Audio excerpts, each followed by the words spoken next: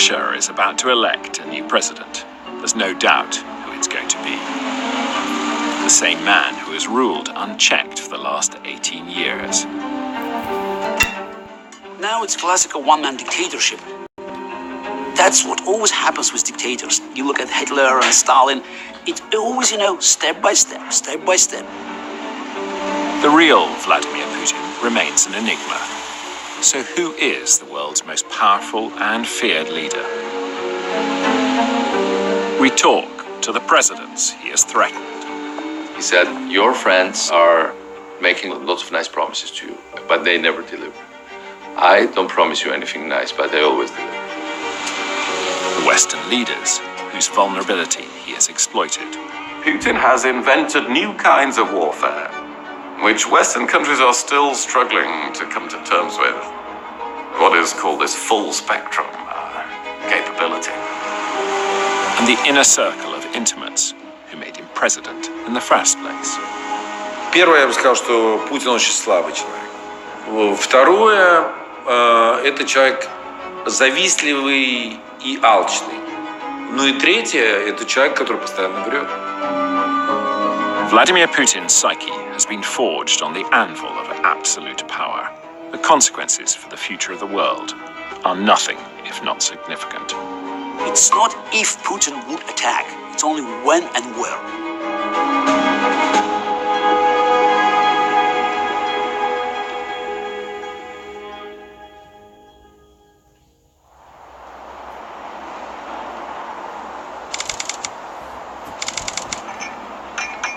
You could take the view that Putin's had long enough, it's time for somebody else.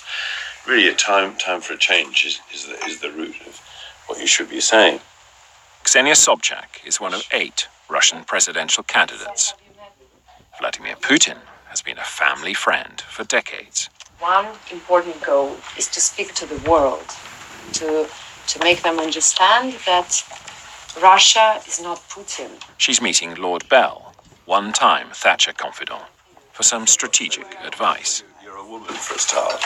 That gives you an immediate advantage over Putin and over sure. every other contestant. Young one. It wasn't true of Thatcher. Thatcher had never thought of herself as a woman. So she saw herself as a politician. That's true. I've actually met her in St Petersburg, and I know you worked with her. Yes, I can imagine that. But Sobchak knows her family friend all too well. He isn't going to allow her to win. After elections, I hope it will be a big result, but we understand that chances of winning are quite minimal right now, so to say. But Don't never say that, though, will you? yes, I am saying it. You should always tell people you're going to win. You want people to vote for you because you know. But in Russia, people know that Putin will win. He created the system that allows only him to win. So the system is unfair.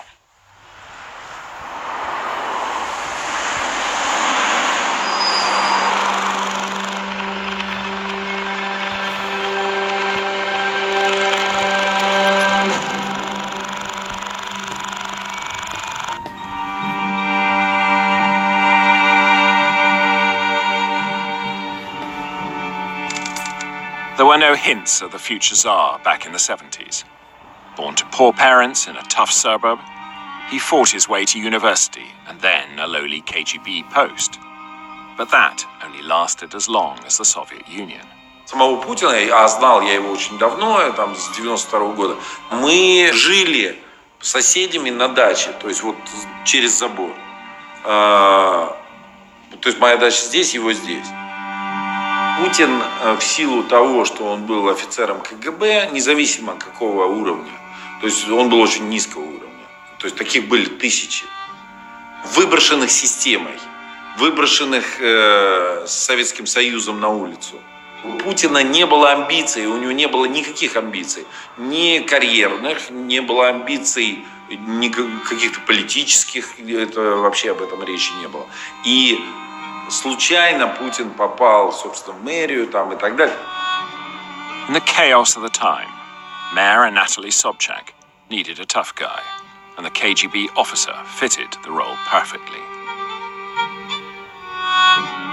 From being a grey-faced KGB agent, just a servant of the state, he becomes a personality, and so the ego starts to grow.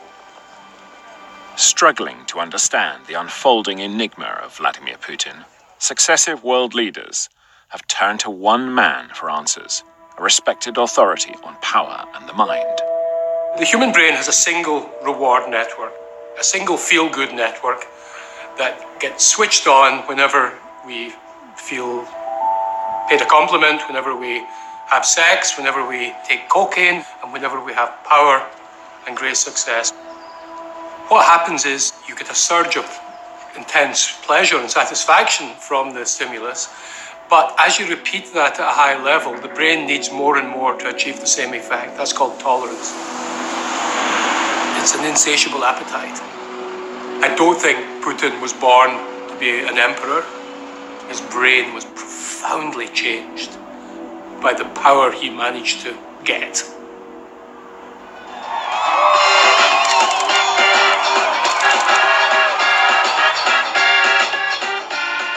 In the late 1990s, post-Soviet Russia was on the brink of collapse. A drunk president, gang warfare, robber baron businessmen, openly contemptuous of the rule of law. Kremlin insiders knew the country needed a savior. Any savior.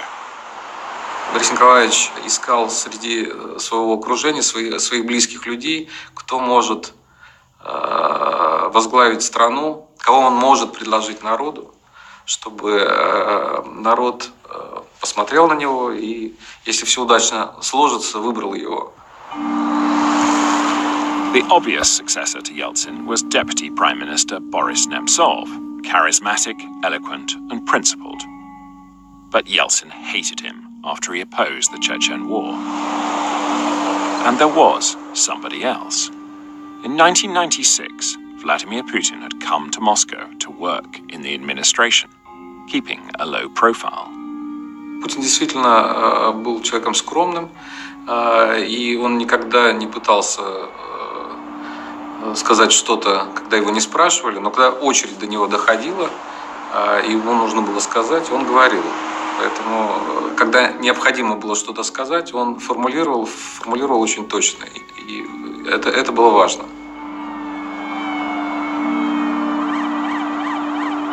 Я строил машину, которая должна выбрать президента, независимо от того, кто этот человек. Gleb Pavlovsky was Boris Yeltsin's spin doctor, and he was tasked with preparing the succession.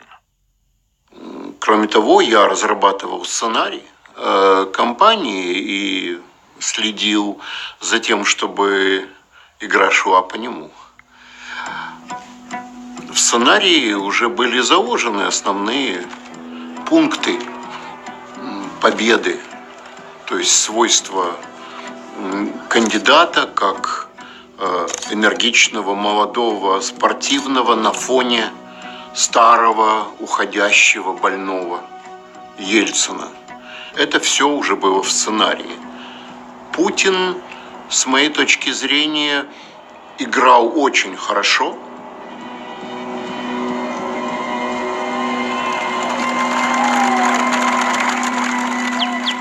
То есть лично я пытался уговорить Путина стать президентом. Now he's locked in a bitter legal conflict with Putin's government. But back in the 90s, his old dacha neighbor was also a Kremlin insider. Когда я предложил, я помню, где это было в Кремле, в 14-м корпусе. Мы были в его кабинете. Путин ответил категорически нет, что я этого не хочу. Это была для него нереальная абсолютно ситуация. Выборы должны были произойти летом. Я понимал, что Путина, которого не знает ни один человек в России, сделать кандидатом за 6 месяцев. И моей идеей было то, что нужно просто Ельцину уйти. Тогда Путин остается исполняющим обязанности президента. То есть он, по сути, уже становится без выборов президентом. И так случилось.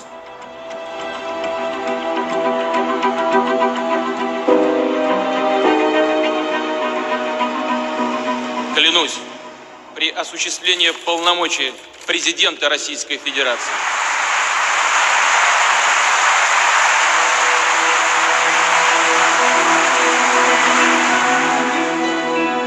If you're made president, that's one big rush. That is an enormous biological hit to the reward network. Suddenly, you're no longer just subject to the corporatist ideology of the communist regime. That regime is dead. You're now in charge of a new regime. That is a rush to the brain. That is a rush to the brain. You have not been brought up with the notion that there are constraints in power. You know, you've been brought up in a system there's no democracy to it. That ideology has gone, the communist ideology has gone, so he's left without an ideology. The ideology he's witnessed in St Petersburg and around him is an ideology of power and money. Мы вместе отстояли мир, не дали перекроить историю, защитили большую советскую родину. Putin asked me at that time, just 2 days after he became acting president, he called for me and offered me the position of Prime Minister. I listed my conditions, and those conditions were just very simple, just like 10-15 reforms, which I understood and were absolutely sure Russia badly needed. And he accepted that. And the only requirement from his side was just don't step on his field, on presidential field. I decided to accept this. Mr. Putin implemented his promises. He supported all the reforms, except one, except the reform of gas sector.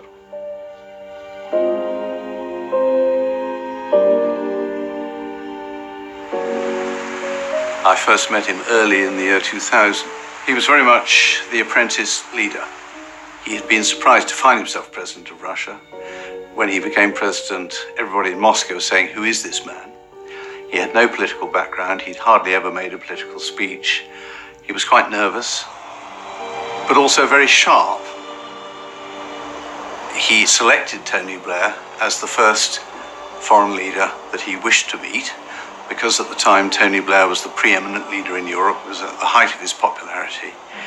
And in a sense, one felt that Putin was trying to learn from Tony Blair how to be a political leader. My impression of this was he was a guy who was in charge, who was comfortable in his skin. And of course, Tony Blair was the same. So there was a lot of testosterone around. Tony, one of the reasons he was so successful was he has a very strong sense of who he is and who he was. And also, he likes himself and he likes his body. I mean, neither will thank me for saying this, but they are actually remarkably similar in many ways.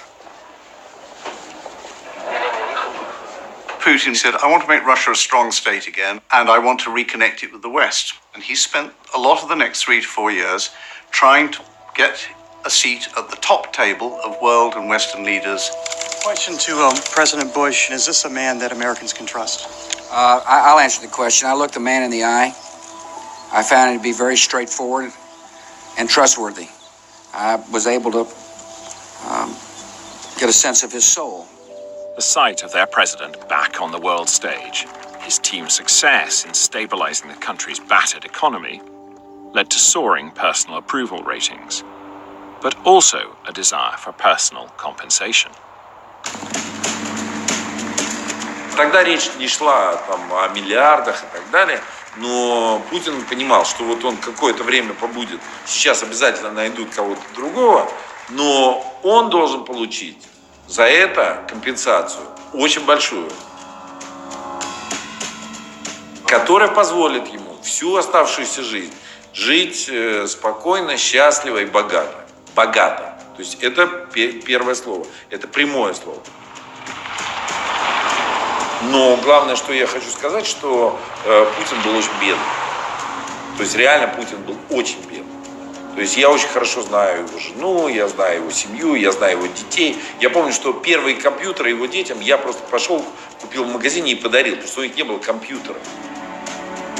Компенсация, это, условно говоря, там, это, ну, может быть, десятки, может быть, там, ну, я думаю, максимум это там для него на тот момент 10, 20, 30 миллионов долларов было бы вполне понятной компенсацией за все, что он сделал.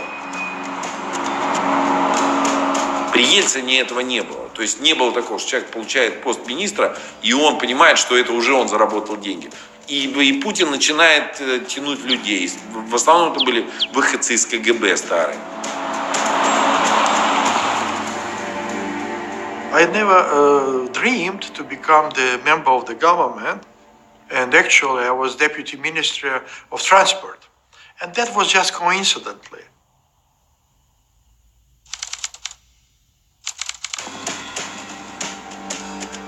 You know, the lazy argument in the West is that you only got these posts because you were a neighbor of Vladimir Putin. Quite contrary. Quite contrary. At that time, he was already in Moscow, and that was a pure invitation from the Ministry of Transport.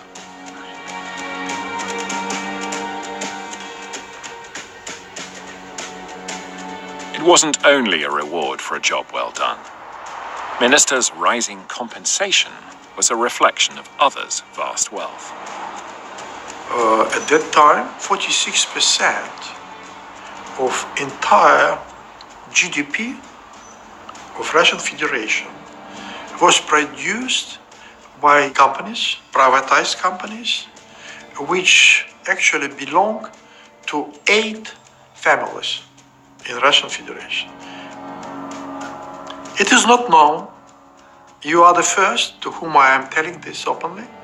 And what is the danger of an economy that is controlled by 8 people? Same like all over the world. Inequality. Just inequality. Putin now trained his sights on those 8 men, the oligarchs. They'd been gifted their companies and huge wealth by the Yeltsin administration in a chaotic auction, return for political support.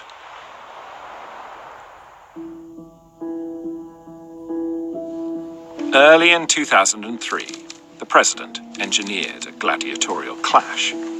On the one side, the man who ruled Russia. On the other, the men who owned half of it.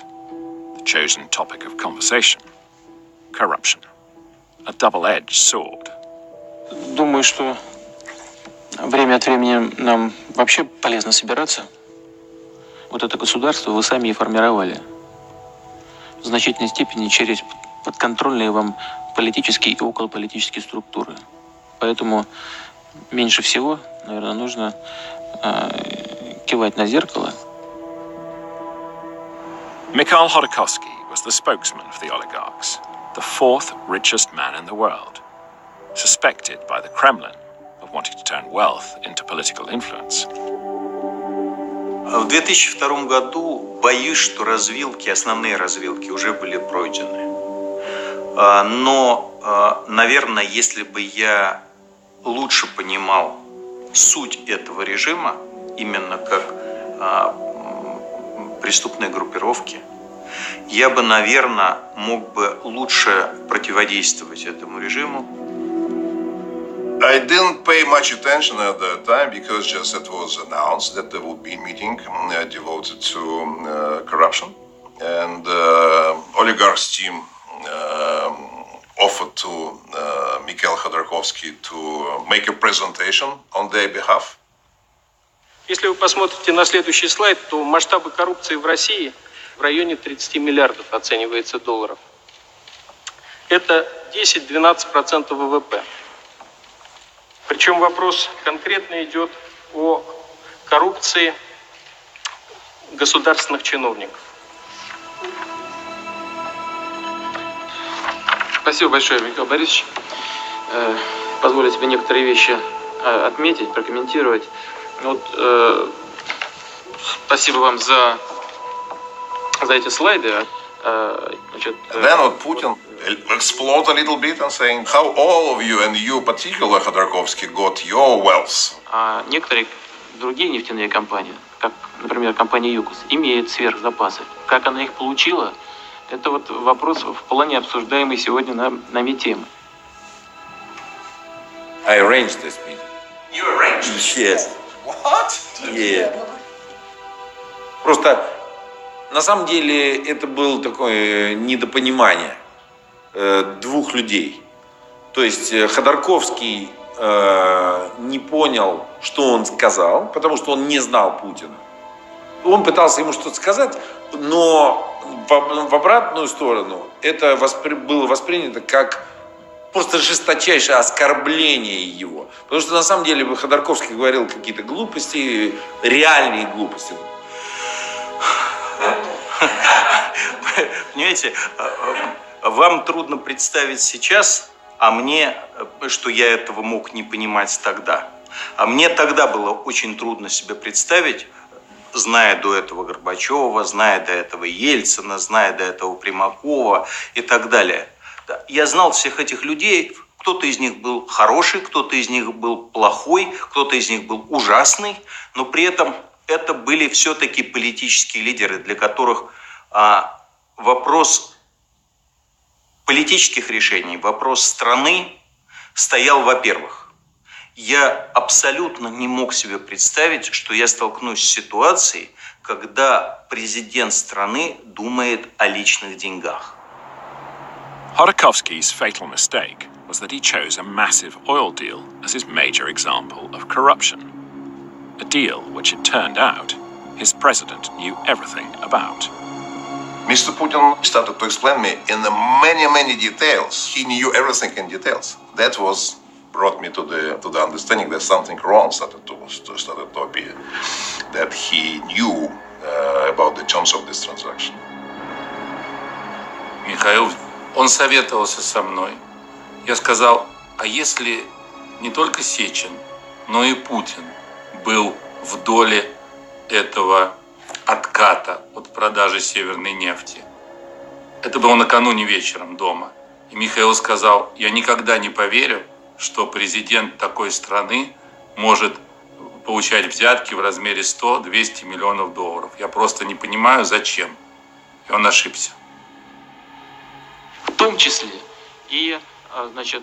Путин он настолько, это по сути, пожалуй, было, первый раз я видел его таким взволнованным после этой встречи. И я показал ему так, сказал, я обойду просто, выйду со всеми и приду.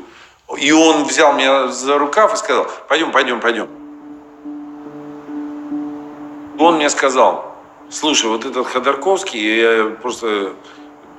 ужасный человек, и вообще я вот проверил, мне написали справки, я вообще знаю, что он там не платил никакие деньги, и он вообще захватил эту нефтяную компанию бесплатно, и я вообще считаю, что так нельзя делать, это, короче говоря, надо все забрать у него.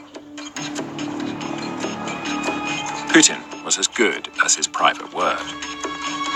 Khodorkovsky was slammed in jail and his vast business sold off, first to a vodka bar in Siberia, and then to a company controlled by one of the president's closest allies. This was a turning point because UKOS was the poster child for the Russian oil industry. It was very well regarded in the West, and you thought, you are damaging Russia's image in the Western business world. You're damaging the chances of getting more investment in. So it seemed like a pretty high-risk policy, but for Putin, zapping Khodorkovsky was so important that the economic considerations took second place. The West may not have liked it, but ordinary Russians did. They were delighted to see their president taking on the hated oligarchs. And it wasn't the only sign of a newfound personal confidence. Russia gas deal and talks broke down. I instructed Gazprom continue to supply. It's February, -25 in Minsk. Continue to supply, then later we negotiate. And next morning, just Prime Minister of Poland calling me. Prime Minister of Lithuania, just the governor of Kaliningrad region. What's going on? We have no gas. Because just they were on the same line, on the same pipeline. President of Gazprom, he said, Putin instructed me to cut supplies. And then we were shouted to each other. So what did he say? He said he didn't respect, Lukashenko didn't respect me. I, Putin, asked him personally just to accept this price, and he didn't. He didn't sign the contract. He didn't respect me. 2 weeks after I was fired. The whole cabinet was fired just 2 weeks prior to elections. Stability at home, his vast country once again at peace, and a cabinet under his direct control. It looks like the new president has single-handedly reversed the years of decline.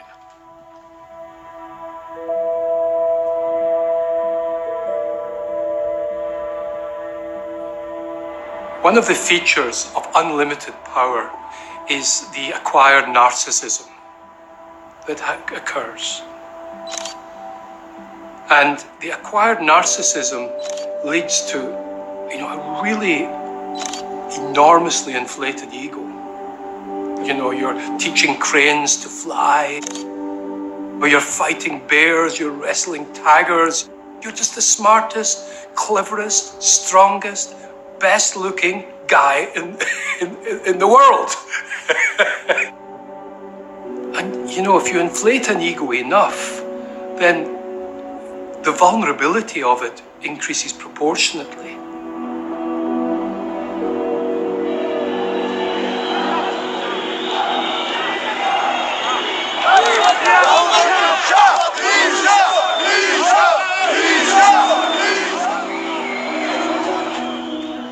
Then trouble broke out where he least expected it.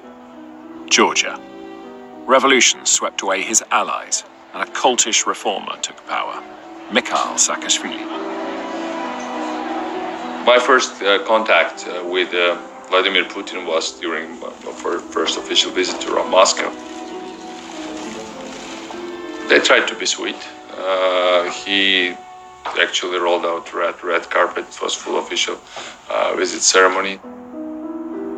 The whole setting was meant to be a kind of recruiting session because Putin first took us to the office that he said that it was former office of Stalin. And then he took off his tie, jacket, invited me to do the same, and then sat down with me in what was meant to be a very frank and open conversation. From the very first meeting, I asked him, so Vladimir Vladimirovich, do you have any problems with our dealings with the Americans? No, he said, no. I'm myself friends with George Bush. Of course, we strongly, no, we are not in principle against you dealing with the Americans. We are just against you being slaves to the Americans. But then he told me something very clear. He told me that the sitting Georgian Minister of Security in Shevardnadze's government, he told me that this is our guy. We have very good experience of working with him. He really helped us a lot. And I hope he keeps his position. If he keeps his position, that will make it very easy, our cooperation. Second time I met and he asked, where is Habrzani? And I told him, well, he got promoted. We appointed him as Deputy Prosecutor General. And he said, well, this is not a promotion. We wanted to have him as Minister of Internal Security. By that he told me, oh, you're not going to fool me. Saakashvili enjoyed sort of poking the bear in the eye, and that's not always a very wise policy, and some people around him advised him not to do it, and he would have been better advised not to do it.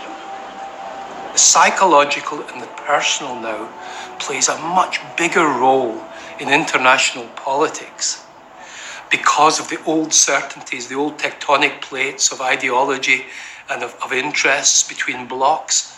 They've all gone. And we're now in a system where individual human psychology and personality plays much more of a role.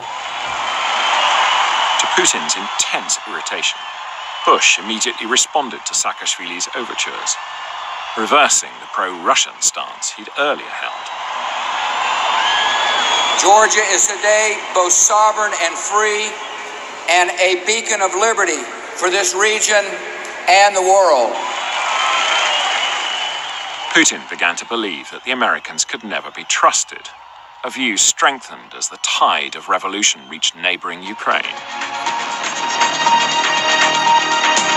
Now to the political crisis in Ukraine. The Orange Revolution pitted Putin's man, incumbent Viktor Yanukovych, against challenger Viktor Yushchenko, who the Kremlin thought was a US puppet. At the polls, Yushchenko won, despite the best efforts of Putin's personal spin doctor. Я не вел кампанию, хотя очень многие считают, что это я ее вел. Но Янукович не был моим выбором. Он был ужасен. Я делал то, что мог, но, как известно, все это кончилось очень плохо. Путин считал, что это все сделали американцы. Я бы сказал, что Путин был в этом уверен на 100%, а я на 70%. Это была на самом деле открытая борьба, в которой Москва проиграла.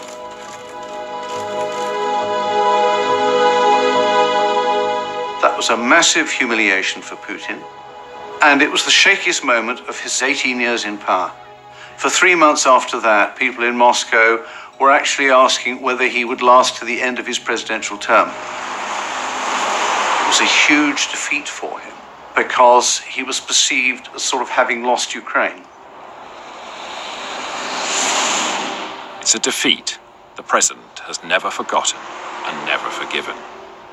He could never trust the West again. A perception its politicians, glorying in democracy's victory in Ukraine, only strengthened.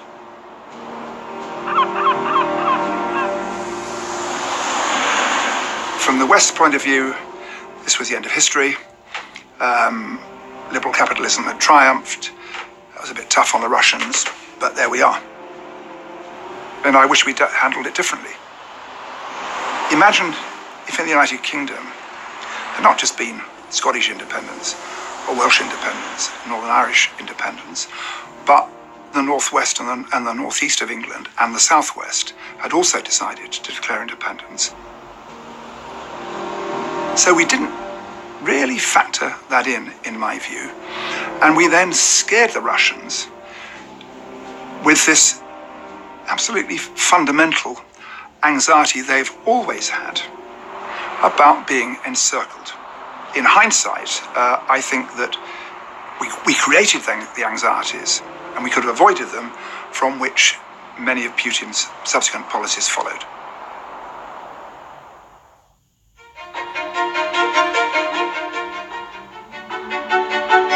In 2005, everything changes. Vladimir Putin turns inward, back to Russia and its people. Gone modernization, gone attempts to woo the fickle West. Instead, Putin is Russia, Russia is Putin is the new slogan.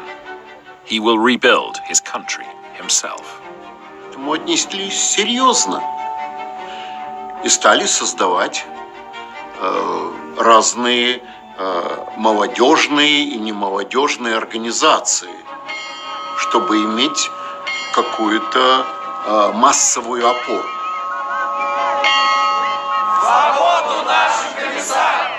But there's a looming problem. In 2 years' time, Putin has to stand down. A new president is to be elected, and liberal opponents are already starting their campaigns, notably chess grandmaster Gary Kasparov. It was a very different game from one that I've been playing before, because that was a game without a sort of clear winning combination. 2007 still was a chance for Putin to walk away, already probably the richest man in the world, and with massive influence, and by the way, with decent reputation. This is the world's most famous chess player, then still ranked number 1. Definitely one of the most recognizable faces in Russia. Absolutely the most recognizable face in Russia outside of, movie stardom and Putin. Certainly the man that, if you asked anybody anywhere in Russia, who's the smartest man in Russia? They would probably say Gary Kasparov. He almost immediately went on tour, and I was with him on this little chartered plane. Within the space of a week, like things started shutting down. First, we had to give up the plane because they would no longer let him land. In Beslan, we couldn't get the venue where he was supposed to speak. They said that they had a burst pipe, or they had an electrical failure. Everywhere we went, it was either a burst pipe or an electrical failure. I think that was the first place where he got stuff thrown at him, and we actually thought it was a gunshot. By the time we got to Stavropol, which is the largest city in southern Russia, it was no longer a chain of coincidences. So at this point, the plane is grounded, the place where he's supposed to speak has a burst pipe, and then we try to check into a hotel, and they say, no, you can't check into this hotel. We had a dinner booked for 30 or 40 people from the local small business association. And we get to this restaurant, and there was one person there. And it emerged as we talked. She was from the small business organization. It emerged as we talked that she had lost her cell phone the day before.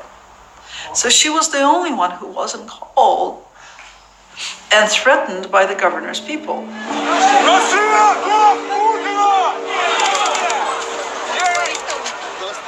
The Grand Master soon finds himself under arrest.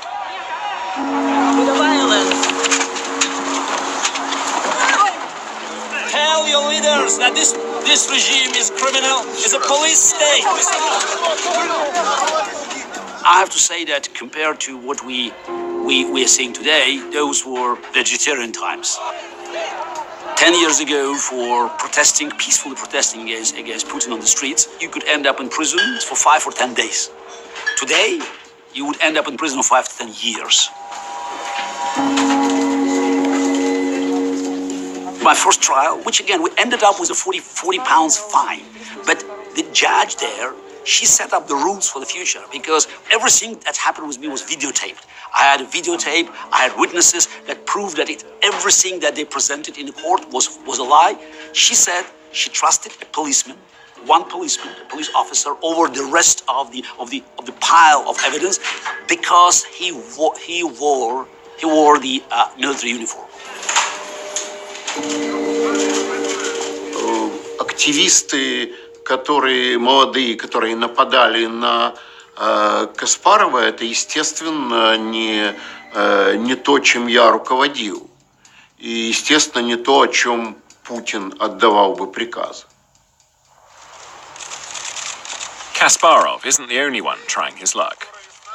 So is Mikhail Khordokovsky, keen to return to power.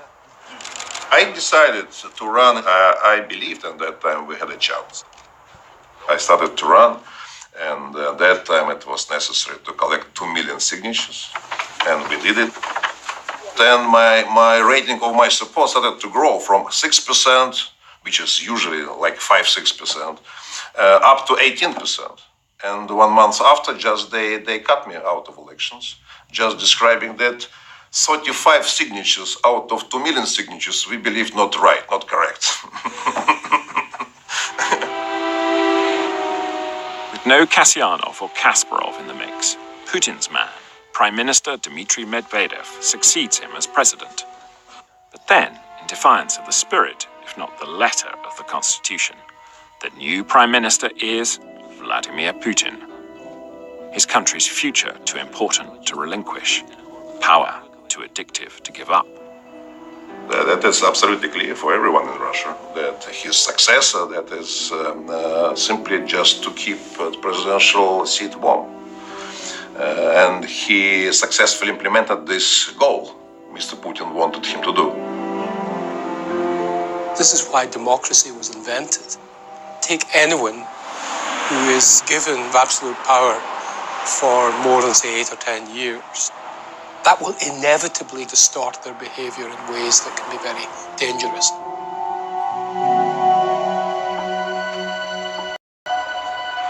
In 2006, Putin had pushed a law through parliament, allowing the KGB to kill traitors outside Russia.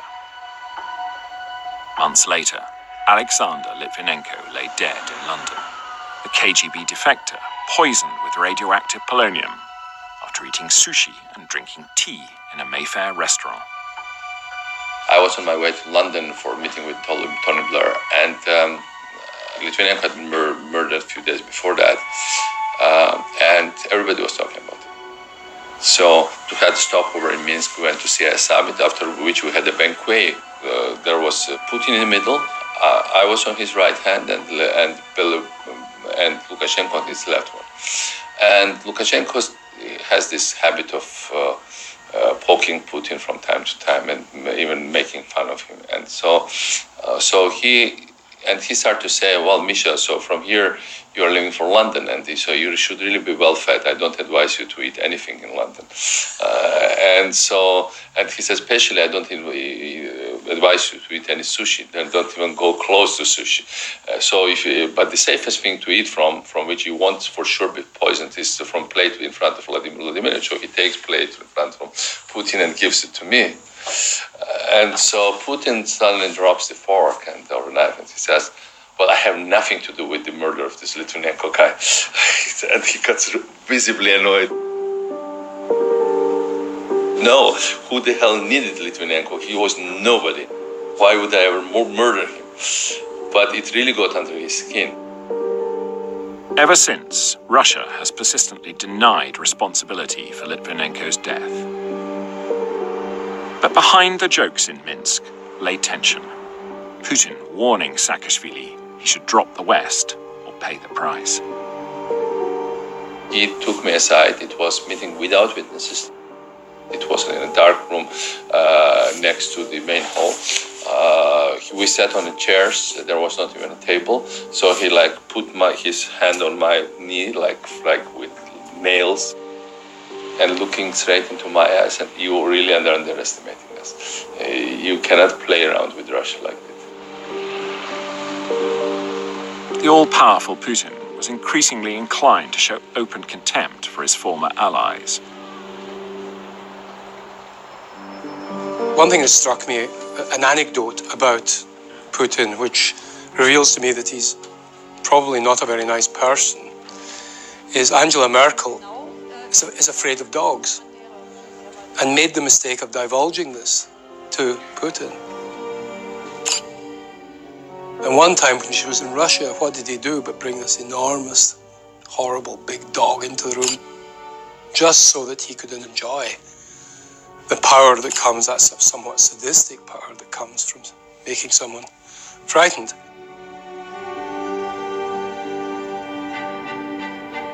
In 2008, the Georgian crisis boiled over as separatists rioted in the dissident Republic of South Ossetia. The Russian army massed on the border, with Putin certain the hapless West would do absolutely nothing. It was obvious that it was basically on the edge of war. So Europeans and Americans started to make statements. Yeah, I tried to call Medvedev because Medvedev was officially the president, but then they called me back from Russian protocol and said, Vladimir Putin wants to talk to you. And Putin says, well, why are you calling Medvedev? It's me who is doing all these things, and I'm directing the whole operation. So I told him, look, we are very worried, and not only we are worried, look at the statements. We have White House, the European Union. He said, yeah, I really saw the statements. They are really very strong statements. And he said lots of paper was spent on the statements. So he told me, Mikhail Nikolaevich, why don't you call your friends in the West and tell them to roll this paper and stick it in their asses?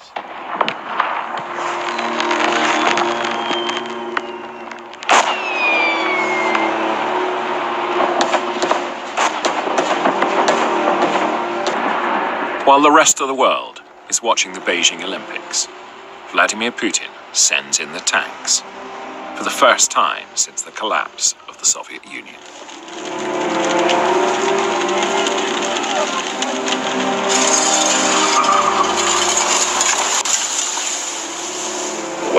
moment, at that moment, finally the Americans woke up.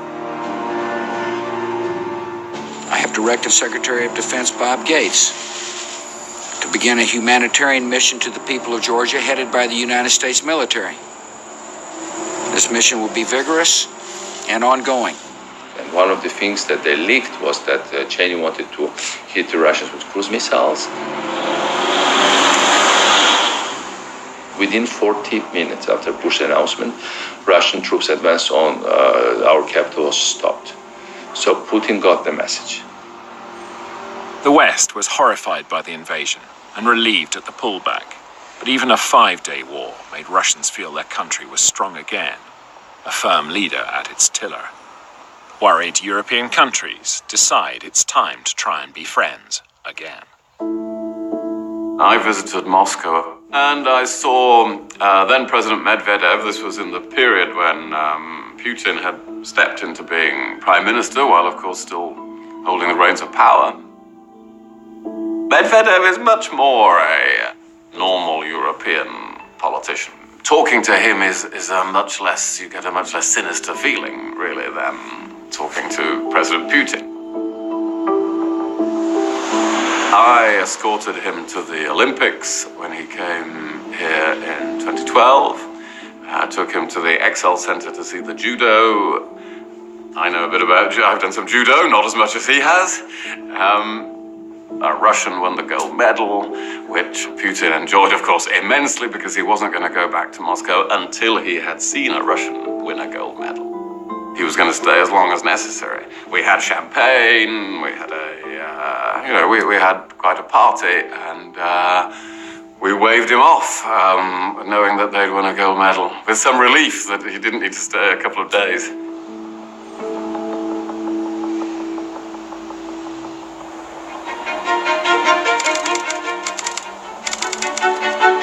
Two years later, the Sochi Olympics were intended to be another stepping stone in Russia's path to global dominance. The president poured vast amounts of time and money into the project. But the Games also served to distract the world's cameras from his next bold foreign policy maneuver, as Russia seized control of Crimea.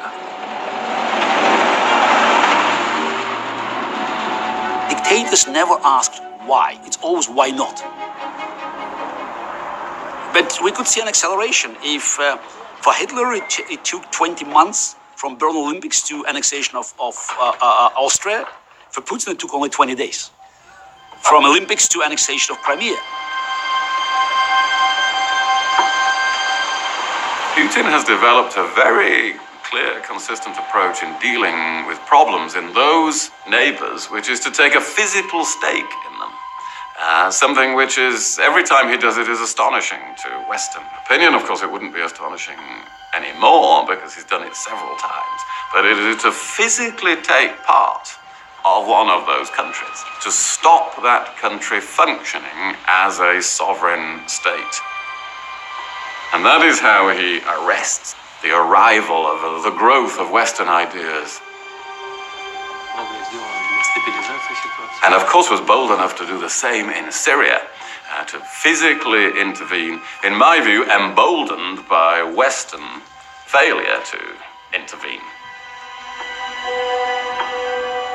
One of the key features of the extreme narcissism of the emperor is you lose the ability to distinguish your interests from the interests of the country.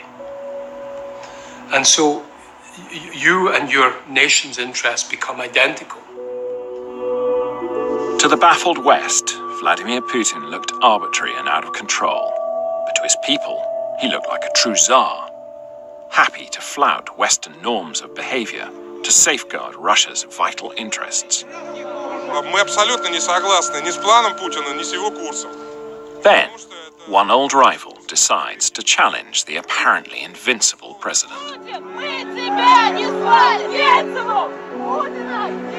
Boris himself had as close a relationship to power as anyone. For many years, he was perceived as the heir apparent to Yeltsin. And then Putin takes that place. And of course, neither of them can sort of let the other alone. Nemtsov, I think, for principled reasons, and Putin for reasons of insecurity and vengefulness. Boris Nemtsov started small. A pamphlet alleging that his nemesis had 58 jets, 2 yachts, a summer palace, making Vladimir Putin the world's richest man. His co-author was a former government minister. Boris Nemtsov and myself, we were questioning the whole narrative that things got so much better under Putin that we should be just happy and let him be the lifetime monarch. We described a lot of irregularities and serious problems that existed underneath the economically brilliant surface. Growing inequality, which became much higher than in the 1990s, growing corruption and institutionalized corruption, which also was never the case in the 90s, because in the 90s it was all about bribes from businessmen to bureaucrats. But under Putin it became bureaucrats completely affiliated with making dirty money, and actually it became their business and their only business to do so. You know, we are not perfect, but who actually is? Did I commit sins? Yes, I committed sins. But I never killed a person. I never slapped anybody by the face, either figuratively, either, physically. And I never stole from anybody. I help a lot. And, from time to time, it returns to me in a form of just unexpected support. Да здравствует свободная и гордая Россия! I call him Boris, but sometimes I have started to call him suspect. But he was a man with a brilliant sense of humor. He was preparing the next pamphlet devoted to the annexion Crimea. It's a very sensitive subject for Putin's regime.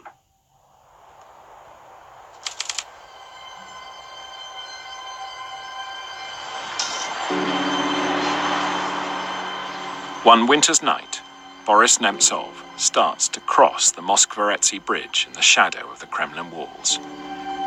Moments later, he's shot in the back and the head 4 times. I was, of course, shocked. I couldn't even imagine that could happen in the 21st century with us in the center of Moscow. I immediately came there on the bridge and just was standing on the body of murdered my friend, just on the front of Kremlin wall. Well, just all Secret Service cameras just installed.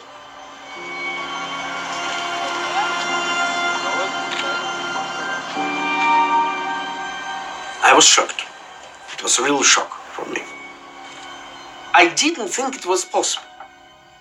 I didn't think it was possible, and I didn't know who was guilty.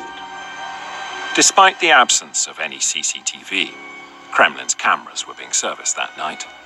4 men are arrested for Nemtsov's murder, 1 a former para. But Nemtsov's supporters doubt ultimate responsibility lies with the former serviceman. If you stand there and look at the location, and you completely understand that in this place, it cannot happen without not only the permission, but the order from a person number 1.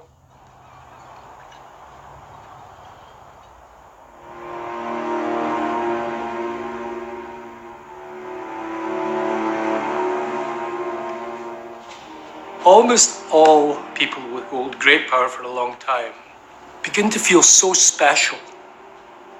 I am so amazing. God must have something to do with this.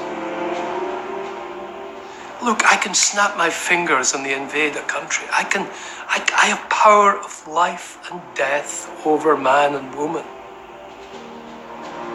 George W. Bush confessed he thought that God was involved in his decision on the Iraq War.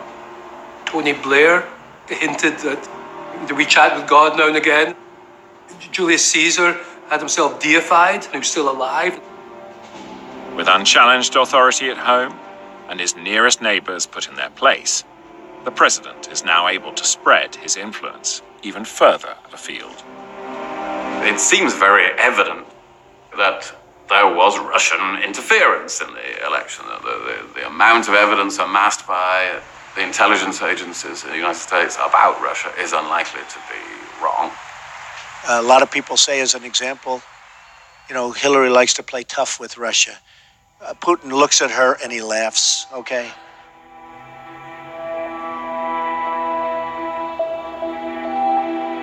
Putin's goals are strategic goals. He wants chaos because he's breathing air. He needs chaos because that's how he install his authorities inside and outside of Russia. He doesn't want to compete. He cannot compete with the free world. But the moment it comes into wars and conflicts, he's dominant because he's very quick in making decisions. He doesn't bother about parliament, free press, and public opinion. So he immediately grabs an opportunity if it's presented. He looks at the world map looking for bargaining chips because for him it's all geopolitical casino.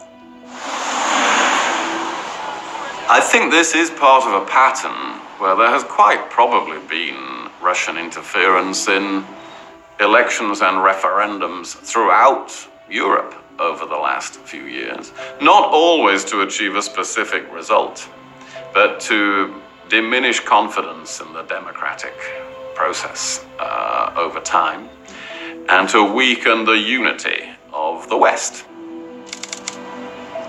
And it's not over.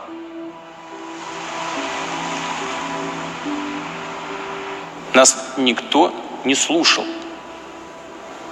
Послушайте сейчас. With just days to go to the election, the president announces a new global arms race, with nukes designed to elude any anti-missile system, present or future. С целью сдержать Россию не удалось.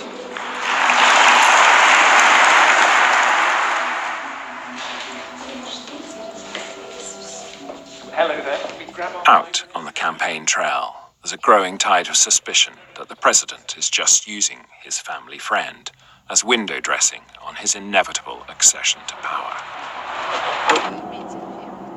So you're not the Kremlin's puppet then? Well, I'm tired of answering this question. No, I'm not. Do you want to be the next president? Well, I want to, but I'm not sure it will be this year. But I hope in 6 years I'll have a chance to do that. To my mind, there is no way out. He will stay there for a long time.